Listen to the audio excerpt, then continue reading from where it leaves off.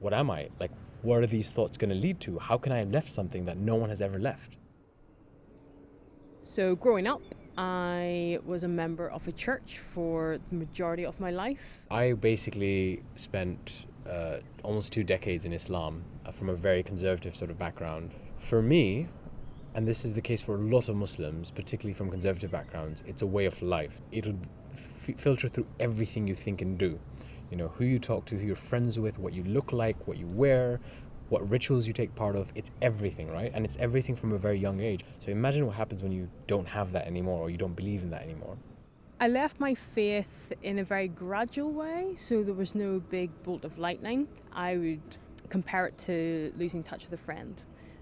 So like years just kind of drifting apart, and then suddenly you haven't seen that person for 1, 2, 3 years. So for me, the start of losing my faith probably began when I started working on Sundays, and then I wasn't going to church regularly, and so there was that drift. And then suddenly I got to a point where I was far away, didn't feel part of it, and was almost able to look objectively. And then suddenly I didn't necessarily think that my beliefs mirrored what the church was teaching me, particularly with regards to kind of current social issues, and that's kind of when the break happened.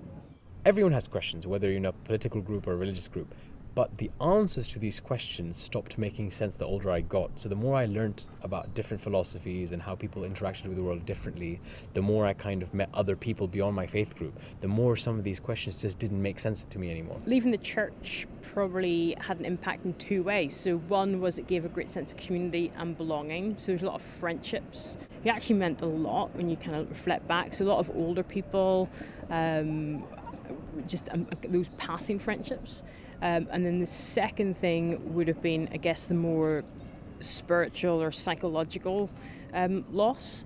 So being part of a church and having that faith probably gave me a sense of belonging. I had a purpose in life. I was here for God's will and for God's plan and to serve Him and others.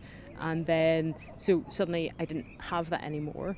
And then the sense of peace in that I had answers to the big questions. I had answers to why I was here, and I had answers to what happens after death. And so that's gone as well. So the biggest void I had at the time was being completely and utterly alone.